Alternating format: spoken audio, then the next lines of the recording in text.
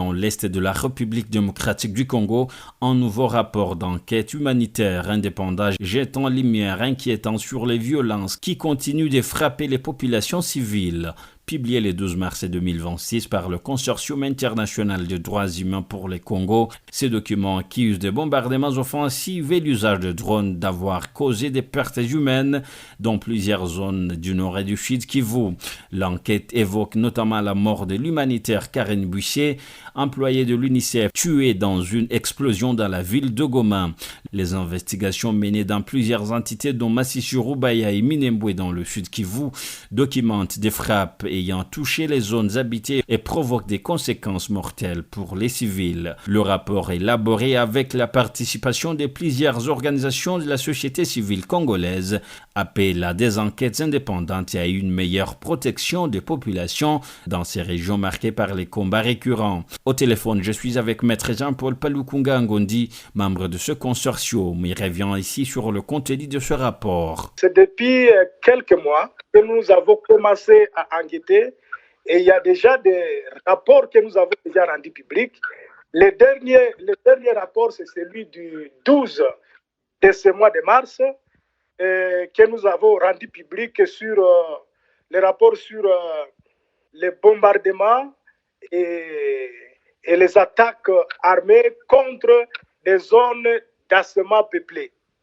Et ça, pour nous, après avoir enquêté, nous avons constaté que depuis des dispositions, des accords signés à Washington, les accords de principe signés à Doha et l'appel au cessez-le-feu fait par le président angolais, le gouvernement de Kinshasa n'a jamais cessé de poser des actes sur le terrain et plus particulièrement, ce qui est grave encore, dans les zones qui ne concernent pas les lignes de front. Le cas le plus récent, c'est l'attaque de la ville de Goma où les drones aillent à bombarder la dame Karine Bussier à plein centre, alors que la ligne de front n'est pas dans la ville de Goma. C'est au-delà de ville de à des kilomètres. Et donc, nous n'avons jamais cessé de dénoncer cette pratique parce que le gouvernement congolais ayant déjà signé des accords, ayant déjà réalisé des engagements, et avec M23 et avec les États-Unis au même moment, doit apprendre à respecter cet engagement-là. Il doit apprendre à respecter ses engagements. Et le monitoring que nous avons fait état de 1564 civils tués et par des attaques armées, des bombardements de drones, y compris 988 personnes grièvement blessées. Et ça, c'est inacceptable.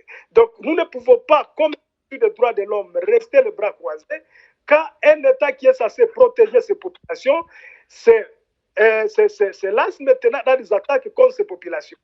Le droit à la guerre est clair. Pendant la guerre, les civils doivent être distingués avec les combattants. Or, à ville de Goma, là où on a bombardé, il n'y avait pas même une cible militaire. Les bombardements de Massissi et les bombardements de Minembwe là-bas, où nous sommes en train d'enquêter, donc partout on bombarde les civils que de bombarder ceux qui sont concernés par les conflits armés. Et ça, nous disons, c'est inacceptable et ça doit cesser. Après avoir réalisé des enquêtes sur terrain, et nous avons pu identifier 1564 civils tués et 988 grièvement blessés par des bombardements et des attaques. Et ça, quand vous essayez de vérifier, parce que nous avons demandé qu'il y ait des enquêtes même indépendantes internationales, parce que quand nous faisons nos rapports, nous mettons même les noms des victimes et des images. Il y a même dans ces rapports où vous allez voir des photos des maisons d'habitation bombardées, des écoles bombardées par la coalition FARDC. Et ça, c'est inacceptable. Donc, la guerre a ses principes, la guerre a sa façon de la mener. Quand ce sont les civils qui commencent à être bombardés, et nous disons, ça vraiment, c'est un crime de trop. Moi, je crois que nous sommes en face d'un gouvernement qui n'est pas responsable. parce que toutes les autres attaques, le gouvernement les a toujours revendiquées. Ça, au moins, vous le savez. Et même pour l'attaque de la ville de Goma, qui a emporté notre sœur humanitaire, notre sœur qui travaillait à l'UNICEF, cette humanitaire, a été revendiquée. Nous savons que c'est par peur d'être interpellé par la justice internationale que le gouvernement vient de le faire, parce qu'il y a un étranger qui vient de périr. Mais partout où les Congolais, ce sont des civils qui meurent, le gouvernement a toujours revendiqué ces attaques à la communauté internationale, de lasser le plus vite possible des enquêtes par rapport aux données contenues dans nos rapports. Parce que nous ne fabriquons pas les chiffres. Ces morts, quand vous lisez, il y a des noms, il y a des dates, il y a des lieux, il y a des images. Nous avons même des vidéos, des témoignages des familles victimes de personnes bombardées.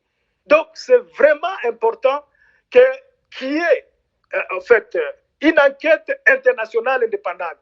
Monsieur Jean-Paul Paluku-Ngangondi, je rappelle que vous êtes parmi les présidents du consortium des organisations de défense des droits humains.